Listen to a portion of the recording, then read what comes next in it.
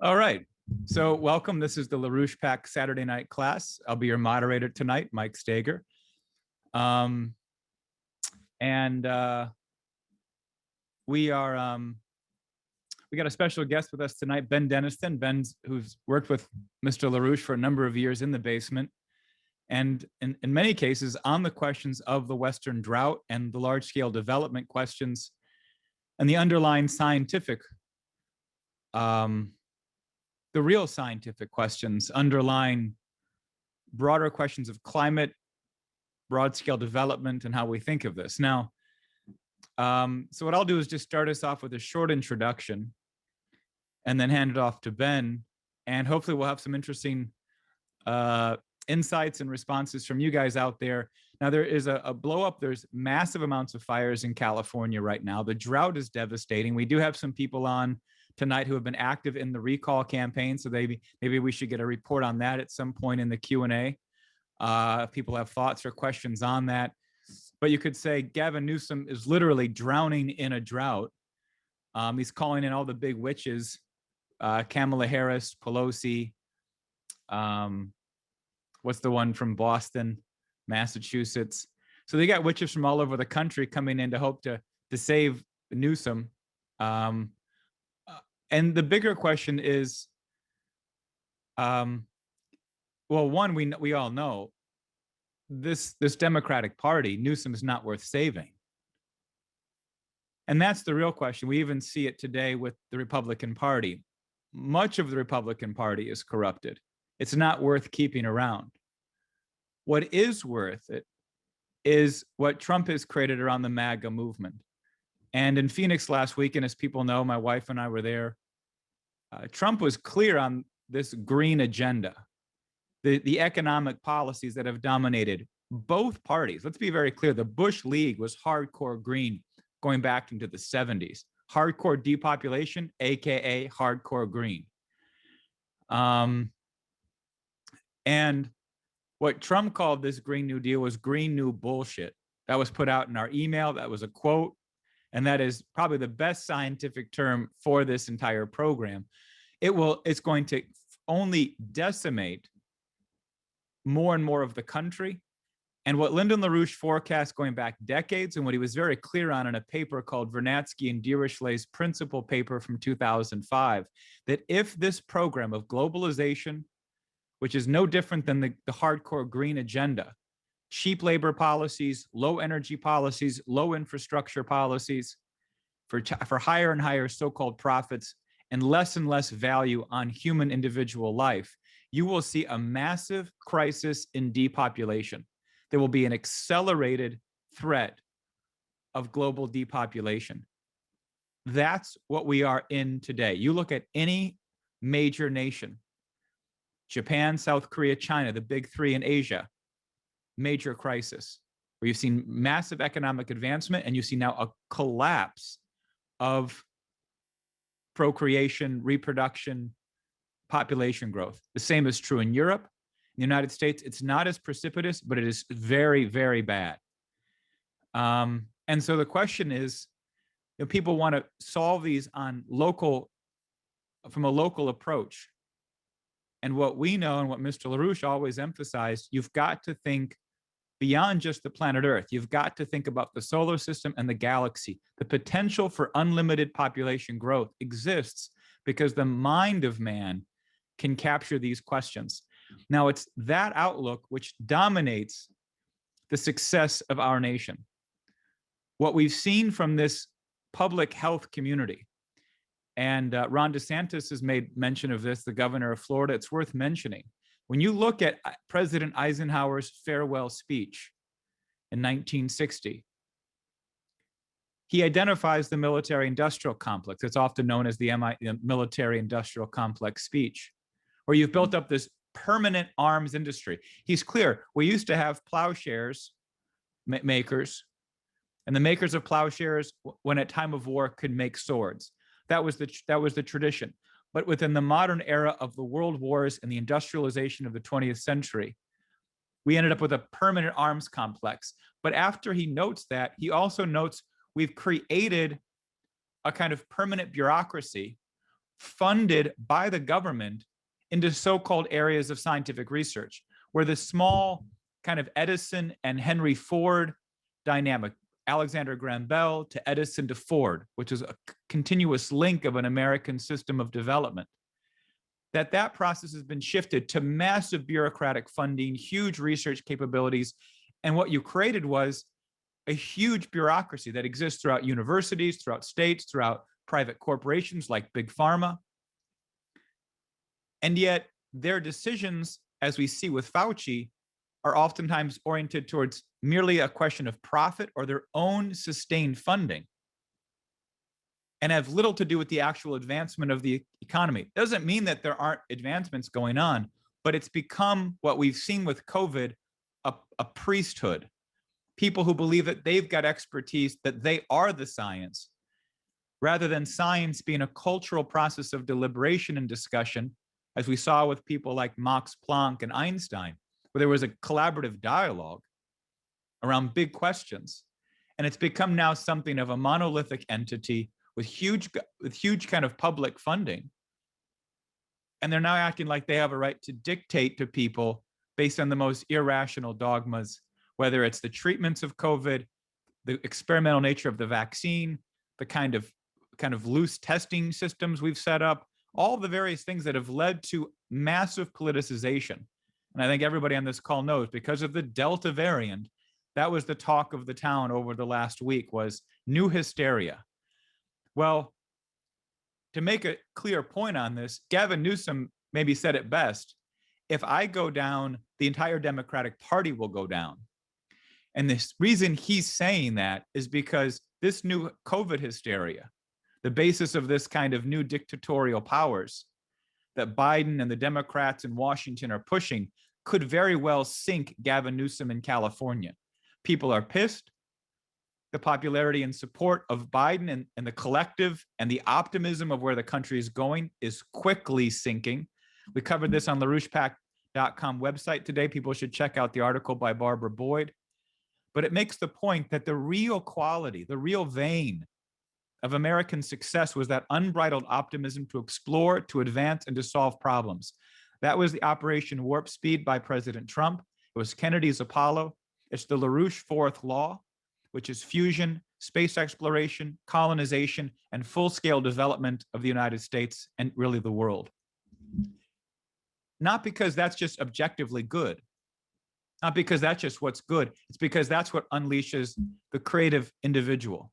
That's what gives the space by which individuals can think and think freely and creatively. And that really is the American system. So that's our position. That's where we are. And with those remarks, Ben, I'm going to hand it off to you, and you can bring us into what's actually happening with these policies and what we should be doing. Thanks, Mike. Glad to be on again, join with everybody here.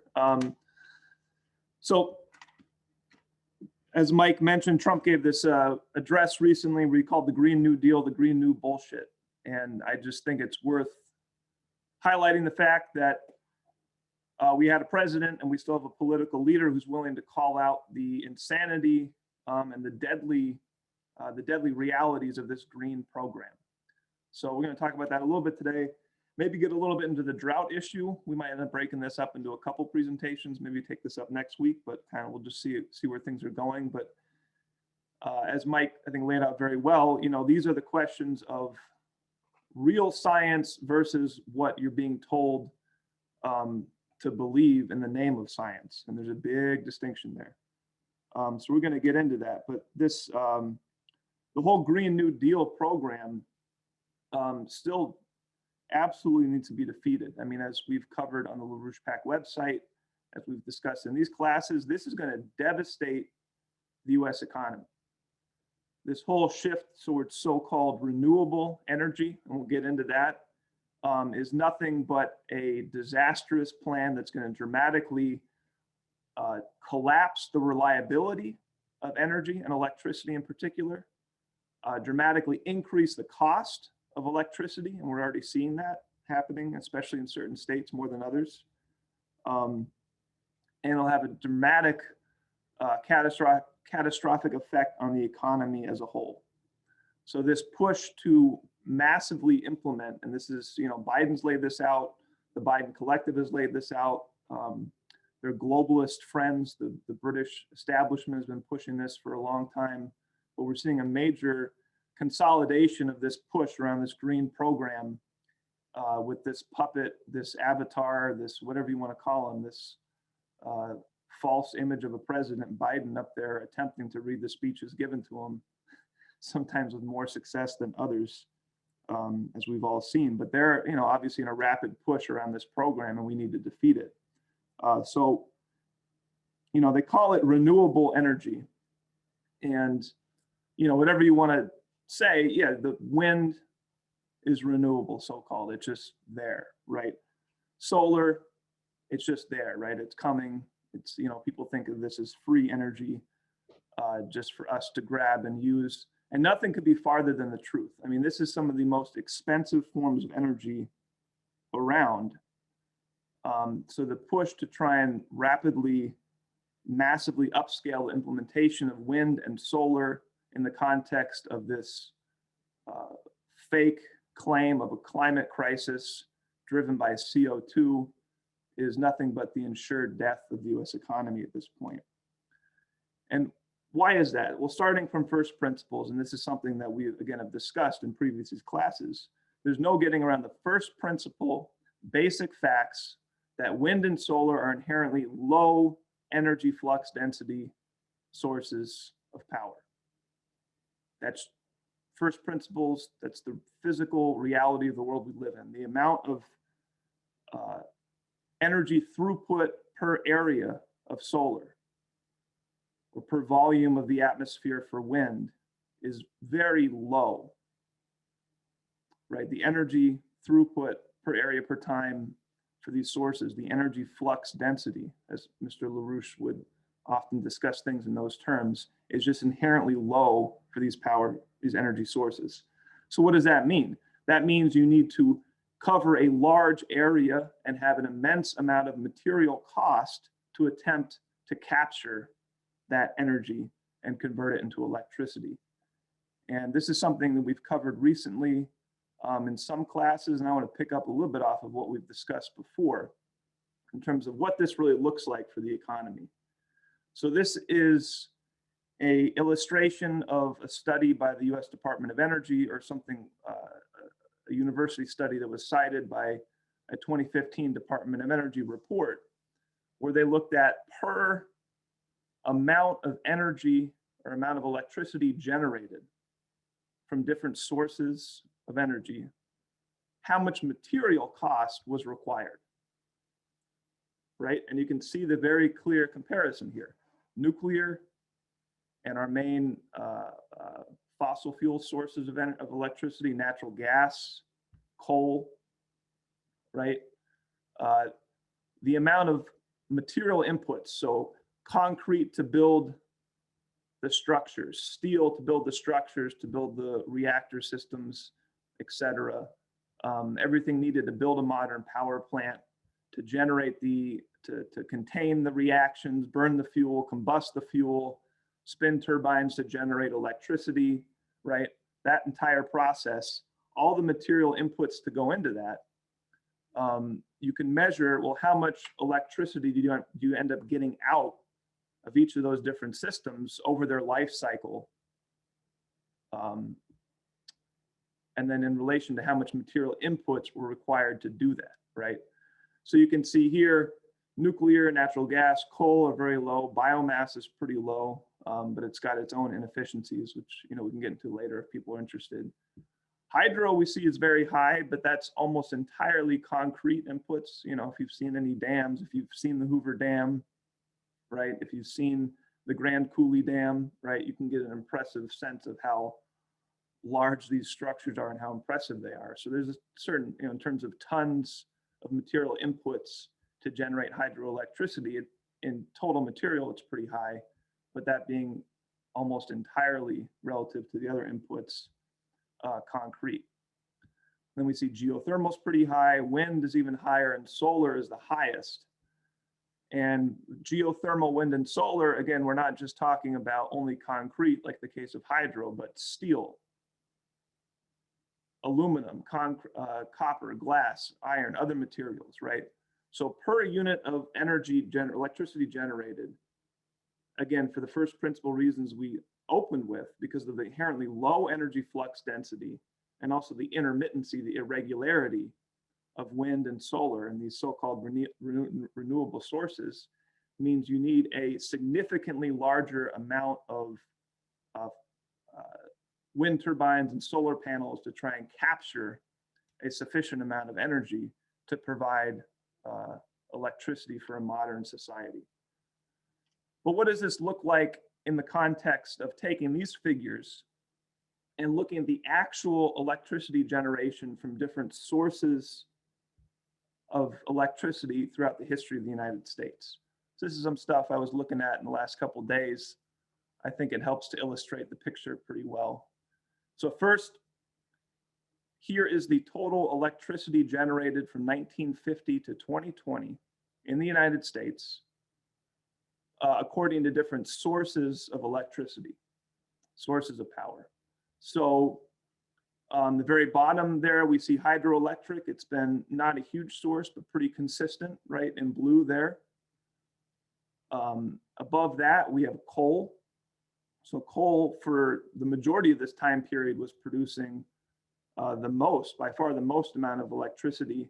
And then really with the Obama administration, you started to see a just real escalation on this attack on coal, a major growth in natural gas, which supplanted a lot of it, but a major decline in the coal electricity production, which really was not necessary, since coal electricity generation is some of the cleanest in the world in the United States. The amount of environmental protections we have on electricity generation from coal results in some very clean power plants for coal generation in the United States. It's actually pretty remarkable.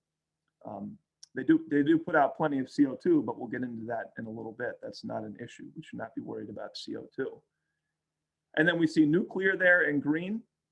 So that's been a substantial part. And then what I want you to look at there at the very top, that orange layer is wind, solar, biomass, and geothermal all combined in terms of total amount of electricity generated each year.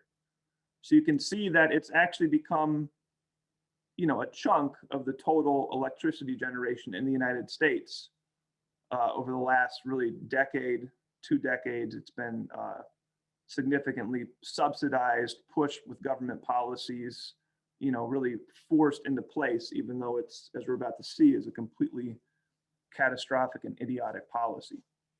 So this is the total amount of electricity generated from each of these different power sources. What we just saw, if we jump back one slide, we see the total amount of material inputs required, raw material inputs required to generate the same unit amount of electricity according to these same different sources of electricity. So what happens when we combine these figures? We get this depiction. So this is showing us over the same time period, 1950 to 2020, based on the amount of electricity generated from each of these power sources, and based on this 2015 assessment of the raw material inputs for each of these different sources of electricity, what would be the resulting total amount of raw material inputs that we can estimate had to have been made to generate the total amount of electricity from each of these sources, right? And this shows us a very different picture. So right away, you see hydro is way up there. So even though, again, if we jump back, even though hydro has provided a relatively small, it's not totally insubstantial, especially in certain parts of the country, but overall not a huge part of total electricity generation. In terms of total material inputs, again, for hydro being almost entirely concrete, which is just one type of material input, huge amount of material inputs to generate that amount of electricity, right? We see for coal, natural gas, nuclear, we see what those figures look like. And what I think is the most remarkable in all of this is what you see with wind, solar, biomass, these so-called renewable energies combined together, it's rocketed off to become the largest the largest requirement of raw material inputs of any type of electricity generation in the US economy, even though it provides a relatively small fraction of the electricity in total, right?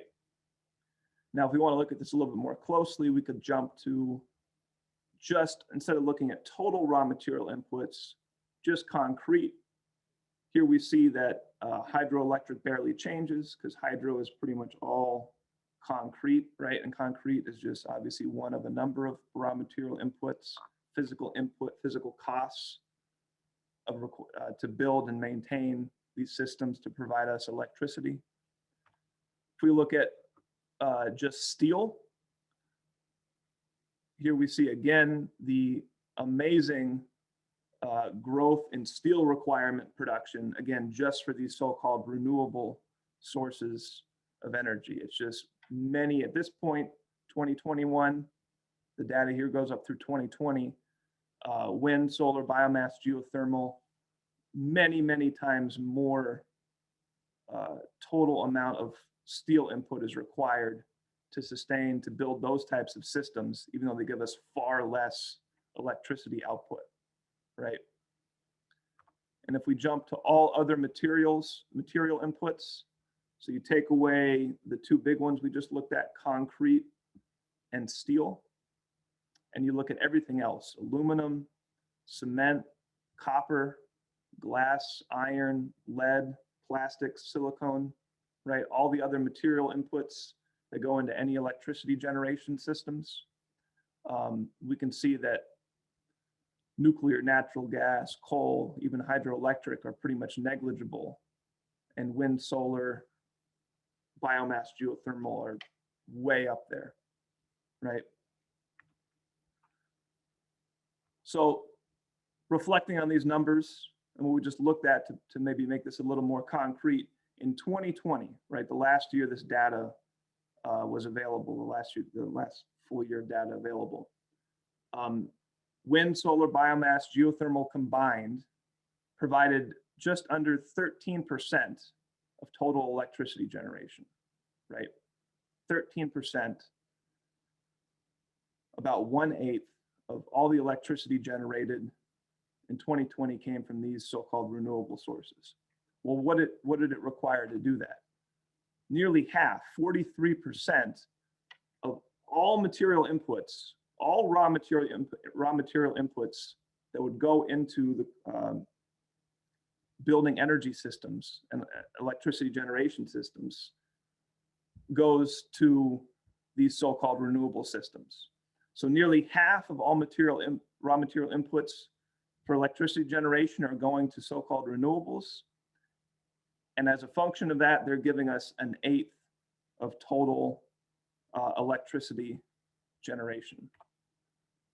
If we look at just steel, again, for 13% of the total electricity generated, almost 70% of all the steel going into electricity generation goes into it in the form of wind, solar, biomass, these so-called renewable systems. For all raw material inputs that don't include steel and concrete, every other input into the construction and maintenance of electricity generation systems, 98% of that goes into building renewable systems, again, only to provide us 13% of our total electricity generation. So I hope this is, helping to draw a picture in your mind how physically costly it is to try and ramp up the capturing of low energy flux density sources of energy and generate electricity from that, right? You're not going to change how much sunlight hits a square meter on the earth. You're not going to change how much wind travels through a square meter of the atmosphere or a cubic meter of the atmosphere, over an amount of time, over a day or whatever, right? Those are not going to change. Those are going to be the same. The only way you can capture that energy is by building more solar panels, more windmills on a scale large enough to capture a significant amount of energy, convert that to electricity and power society, right? So when you hear Biden talking about continuing to dramatically increase the percentage of electricity coming from renewables, think about the physical costs that's going to have on society to continue to build up so many more of these crazy wind farms, solar panel farms, to try and provide that amount of electricity needed for a modern society. There's no way that's going to have any other effect than dramatically increasing the cost and also lowering the reliability of the entire electricity grid and having a devastating effect on the economy, as we talked about. And I always think it's worth looking at this from the standpoint of Mr. LaRouche's science of physical economy. Okay, now some of you might be more familiar with this than others, but Mr. LaRouche developed a unique and far superior method for analyzing and assessing economies, right? Not just looking at GDP, not just looking at monetary values of products, but treating economy as a physical science. And starting from the premise, a completely different premise than any other economists I've seen out there. He's starting from the premise of looking at the economy as if it was analogous to a thermodynamic process, but a self-contained or a closed thermodynamic process, again, as an analogy.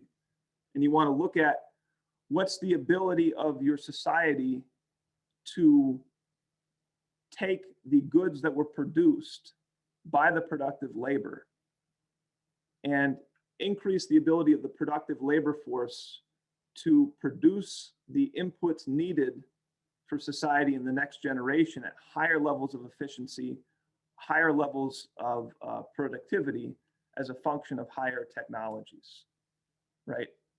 As I quote from Mr. LaRouche here in his famous So You Wish to Learn All About Economics textbook from 1984, he says, the physical economic input and output of the economy considered as a functional, indivisible whole, right? So if we want to look at that and look at the question of the energy sector in that context, right? We want to look at how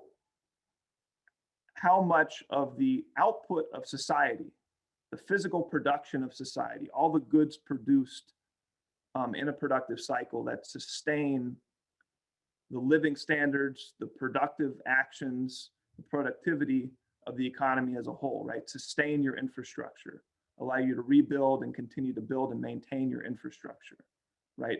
Support your households, support your work, your job locations, right? All the material inputs going into that, right? Those are all produced as part of an economic process. So in Mr. LaRouche's physical economic science, you want to look at all these inputs that support the productive process, the productive households, and the overhead section of the population and their work. You want to look at that as basically your energy of the system input into sustaining the economy, sustaining the productive process. And then that is what then allows the productive labor force to produce the next output cycle needed for society as a whole. And you want to look at how this process changes over time and how especially technological revolutions, scientific revolutions, scientific breakthroughs and new technologies uniquely increase and benefit this process to generate what we would call a negentropic increase in the economy, right? Doesn't matter if you have GDP growth and if 99% of that GDP growth is all in sectors of the economy that do nothing to increase the physical productive powers of labor, that means nothing for you. That means less than nothing. That's not good for the economy, right? You need a measure of economics that is premised upon this basic relation of productive powers of labor and the cycle of input and output as a function of that, and how that looks from a self-contained, self-bounded system, as Mr. Bullsh described it, right? So what does the Green New Deal, or the Green New Bullshit, as Trump called it, look like in this context? Well, as part of this energy of the system input, right? The goods, part of the goods produced by your productive sector of your economy has to go into supporting the energy sector, the generation of electricity. You got to build new power plants. You got to provide new materials to maintain those power plants, right? So a section of your productive labor force and a section of your physical goods output from the previous cycle is going to have to be dedicated to sustaining and hopefully increasing your energy sector, growing your energy sector, right? So what we just saw with the Green New Deal, here you can get hopefully a better sense from a physical science, from a physical economic science perspective, why these so-called renewable energy programs lead to higher prices, contribute to negative impacts for the economy as a whole. Because as we just went through in a little bit of detail, the total amount of physical raw material inputs required to sustain and develop these green energy, these so-called renewable energy sources, is vastly higher than any other source. It's now the highest source of material inputs for any type of energy, any source of energy in the economy, and they want to keep growing it higher and higher. So that means a greater percentage of your productive labor force, a greater percentage of your material inputs is going to have to be increasingly dedicated just to try and provide the same amount of electricity that we had provided before, far more efficiently with things like coal, natural gas, but especially nuclear, and especially if we move into frontier areas like fusion power, it could be even far more efficient. So hopefully that is a little bit useful in providing some of the background and the actual science behind the complete fraud and devastating nature of the Green New Deal in these scientific terms. And the other dimension to this is the whole insanity around CO2, human CO2 emissions. And this is something, you know, we can probably get into in more detail in coming discussions in the Q&A portion today. But people should just be clear just on the science, the reality of it. There is no evidence showing that CO2 emissions is a major driver of climate, of the Earth's climate, today or historically. I've never seen evidence of that. We know about the greenhouse effect. That's one thing, right? We know that CO2 will help to trap some of the infrared radiation leaving the Earth, right? That's some pretty basic physics and chemistry there. We know that's an effect, right? There's a limit to that effect. It's not catastrophic, right? But then when you leap from the greenhouse effect to the climate system as a whole, now you're talking about not just the greenhouse effect, you're talking about cloud systems, you're talking about the biosphere, you're talking about the interaction with the ocean systems and cycles within the oceans, you're talking about the impact of aerosols and volcanic activity, you're talking about cosmic inputs, right? Changes from the sun, changes from the galaxy, right? You're talking about a highly complex dynamic system, which is ultimately the product, the interaction of geological activity, the biosphere activity of life has a huge effect on the chemistry of the Earth, the atmosphere, the geochemistry of the Earth. It's a major determining factor affecting the energy balance, the energy characteristics of the entire biospheric system defined by life. You're looking at the solar system and you're looking at the relation to the galaxy.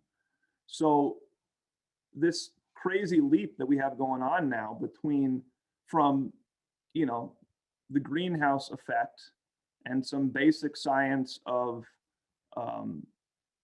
the relation between CO2 and other trace gases in the atmosphere and the Earth's radiative effects, to leap from that to these crazy models where they're claiming that relatively, increases in this tiny trace gas in the atmosphere is going to drive the entire climate system, which has all of these other factors, feedbacks from all these factors, is a complete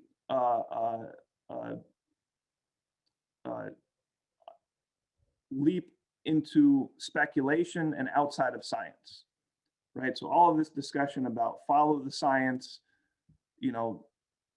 this is what the science says, all this stuff you hear over and over and over again, it's junk. It's from people that don't understand science, right? If you believe these models that they're running, where they try and account for all of these factors, and they're consistently wrong every time they run these models, and then you check reality against what they said was going to happen, they're never right.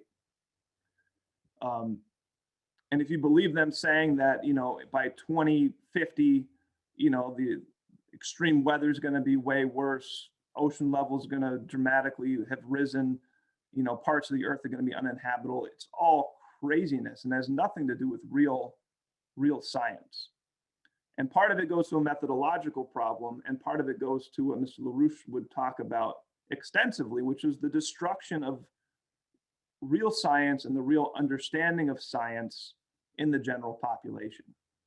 And that's what I want to close with, is that's part of the battle now, is science has been degenerated so much that even people who call themselves scientists aren't really scientists, and they don't really understand real scientific method. And they buy into these this crazy narrative that gets presented around these kinds of things, right? Because what you're dealing with when you're talking about something like the climate system, you really want to start in the complete opposite direction as you see with these climate models, right? These modelers have not succeeded in trying to build up a picture of this highly complex and dynamic in Mr. LaRouche's terms, this highly complex and dynamic system from the constituent parts upwards, right? Trying to add together the effects of atmospheric conditions and the greenhouse effect, and then the ocean interactions, and then feedback from life systems. And then, they're trying to build up these models with all these variables, and they continuously fail. Where, a much healthier, a much more, a better perspective would be starting from the opposite direction, the kind of approach that Mr. LaRouche took, or the kind of approach that scientists like Vladimir Vernadsky took, where you really have to look at these systems in their totality and study them from the standpoint of what they do, what they're doing, and what their directionality is as a system as a whole, right? The biosphere as a system as a whole, we see a directionality, a process of development, progressive development, increasing complexity, increasing potential, increasing energy flux density, more advanced forms of life. There's a clear directionality in the evolutionary process towards progress, which is something you wouldn't see just by trying to add up all the molecular, biomolecular structures that underpin life as far as we understand, right? There seems to be something which you governing the whole process, which you don't see if you just start from this reductionist bottom-up perspective of trying to build up a model based on the physics first, and the chemistry based on the physics, and the biophysics based on the chemistry, and so on and upward. And you never get to an actual understanding of what the thing is already doing that you see it doing, which is doing in its totality, which is progressing, which is developing, which is advancing, right? And I would argue you see that throughout the universe more generally. You see that most clearly with human societies and economies, right? You see that with, the biosphere and evolution very clearly over evolutionary timescales, geological timescales. But you see that with the solar system and stellar systems. You see the evolution and the development of highly complex planetary systems around evolving and developing stars, increasing levels of energy flux density, increasing levels of complexity, higher potentiality.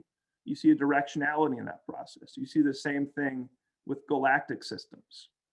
And I think what we're going to try and take up next week is the relation between our galaxy thought of from that standpoint and the evolution of life on Earth and an understanding of the climate system in that context. And if we take that approach, that non-reductionist approach, not only do we, completely get out of our minds this crazy fixation on CO2, which again, there's no evidence that CO2 drives climate.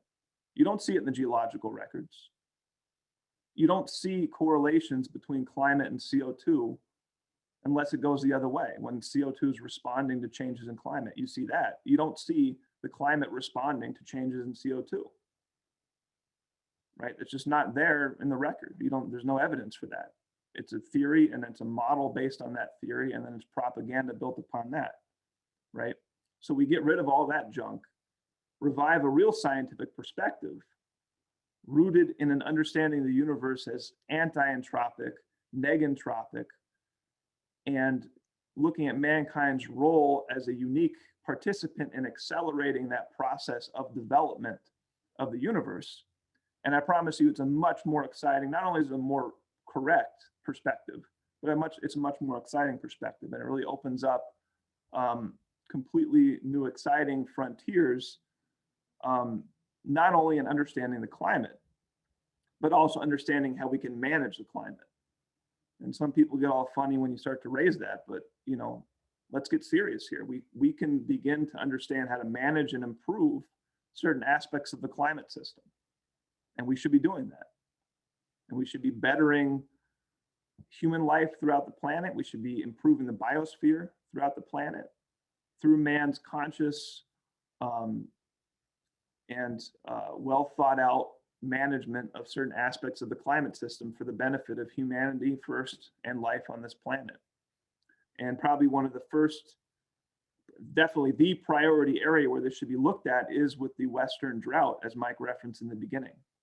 There are very exciting technologies that have been developed in recent decades, demonstrating how we can affect rainfall patterns, increase precipitation where it's needed, manage atmospheric flows of water, and begin to address things like droughts and also even things like wildfires by increasing precipitation and humidity in regions where you're having wildfire threats. So that's all available to us. I think we're going to get into that a little bit more next week. So I think I'm just going to hold it off there for today and jump into the Q&A, and then we can get into some of this and pick up the discussion next week on I guess I would call it galactic perspective on the real science of climate change and the real science of mankind's management of the climate and the water system.